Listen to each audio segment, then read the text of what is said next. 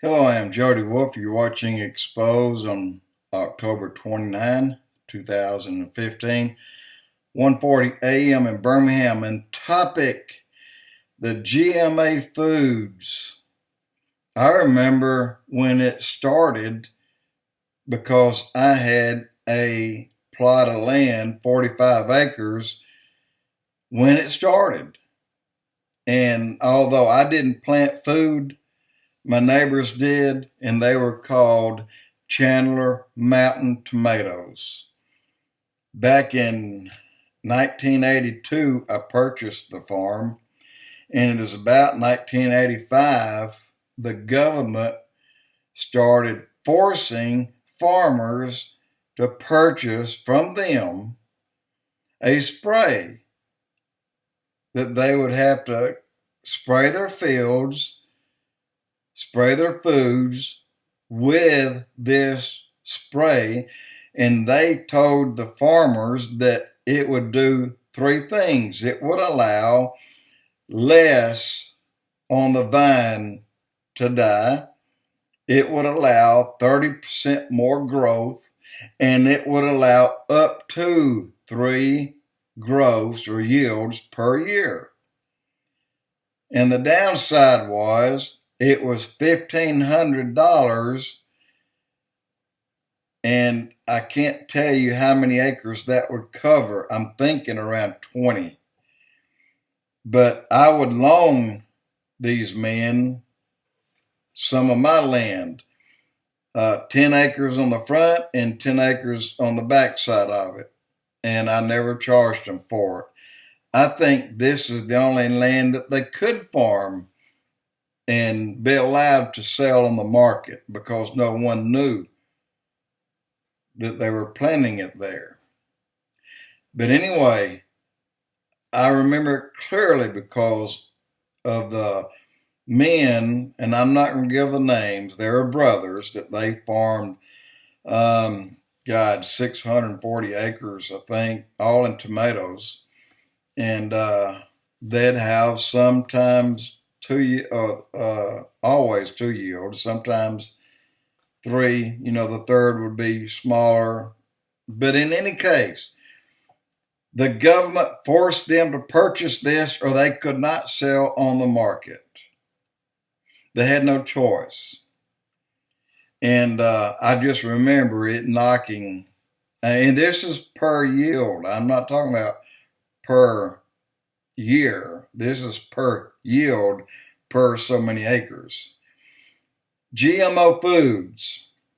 GMO, it's genetically modified. What that would do, and what it did, it would take part of the DNA from the tomato and add a DNA in with it. So what that would do would, like a man, if you take a certain kind of something, it would kill your chances of reproducing. It's almost like getting a clip, It would do the same. So they would have to buy new tomatoes every year rather than use the seed of the former crop to plant. They would produce no crop-bearing seed. There's a downside for them there. Another downside was the price of tomatoes didn't go up a dime, but out of their pockets went millions of dollars. And it also started in the corn part, but it started there a few years earlier. And I'm going to say in the late 60s that I know of, that I can put my finger on for sure. And the reason I know that is because my brother-in-law had a lot of cattle, and he could tell when he was buying the right grains for his cattle. They will not eat that GMO crap. Cattle won't eat it. And so what they had to do, this is the government, they had to go in and they had to sweeten it and with this sweetness added to it, just the way they do dog food today. Now, take this application I'm talking about right now and take part of it and include it with the dog food. And this would make it sweeter. Dogs are like humans. Cattle are like humans. They like sweet stuff. Horses love apples better than they do crab apples. I mean, they like apples better than Winnie's, you know. But the government did this, and what they used to sweeten it was ethylene glycol. But the amounts they used is so minute it didn't kill them. It would make several sick, and some of them would have to. And they had planned for that by shortening the time of their growth to send them to the market. I'm talking about cattle. Ethylene glycol is the same ingredient that's in antifreeze. It's sweet, and that's why if a dog is walking along and there's 2 or 3 puddles there, just say 2-inch, 3-inch circle, if one of them's antifreeze, that dog is going to lap up that antifreeze before he will the other 2. Just, they like it, but it kills them. One lap full on his tongue, just one time, and that antifreeze will kill him. It'll kill him overnight. But they put such a small amount in the foods that now the cattle eats it. In the dog food, they eat it. But anytime, if you look at a dog food, look on the label. If it says "and meat byproducts," put it back on the shelf. And if it says "and corn/wheat/grain products," put it back on the shelf. That is GMO foods, and it has ethylene glycol on it, and it will not. Your dog will get older far before its time, and he'll lose his strength. He's not going to be happy and jumping around, but they use it, guys, and they are now using dead animals. It doesn't matter if the animal, as long as it still has some to it. The highway crews that picks them up, roadkill. And it doesn't matter if you got a dog with a collar or a cat with a flea and tick collar. They don't take them off. They're all ground up in the food, and they're all mixed. They're replacing the DNA in these animals, all of them, and as well as the DNA in the food. What the end result of that is, I don't know.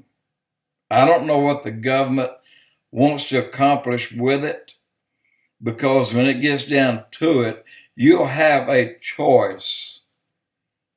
If you're still here and you were not a Christian, the rapture has occurred, you will have a choice to take the mark or not to take the mark.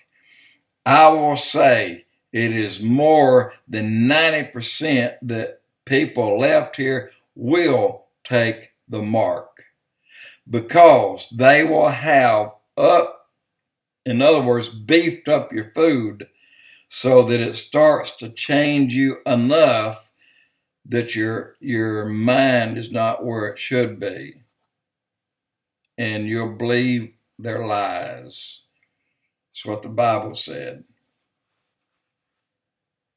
Bible said many will be deceived. That's because they believe lies. Something will make them do it. And what else? Chemtrails, that is one thing. And foods is another thing. And even if they force you to go and start taking a certain shot is another thing. And I've told my doctor, I won't give you his name, but he has already offered me one. He said they're $700 to $800, and I said no, thank you. He said, well, I'll get you one weekend and we'll dabble with the price. I said, I'm not interested even on a weekend, doc. Just wanted to pass that along. The fact that he's offering it now, some kind of shot, I know it's not any kind of a mark on the beast or for the beast, but it's got to be something that they're pressuring doctors to give you, and the doctors don't know the truth about it. But it will be coming to the doc near you pretty soon. Just prepare for it. And if I were you, I would turn it down. Look, I've lived this long without it. I can live a few more years without it. Just want to try to bring you up on what they're doing with this GMO stuff.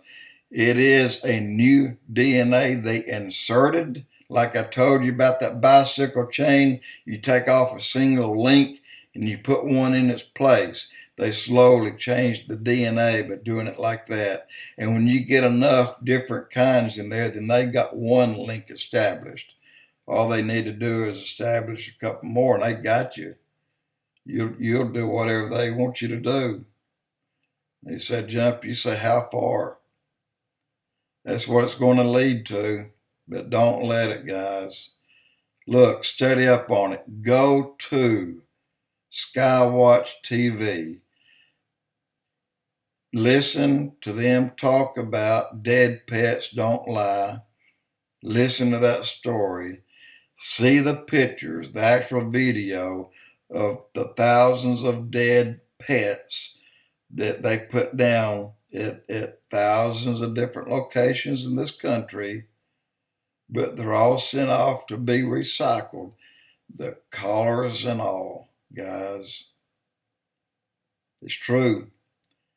SKYWATCHTV, dead pets don't lie. Look it up. YouTube, Jody Wolf Expoz.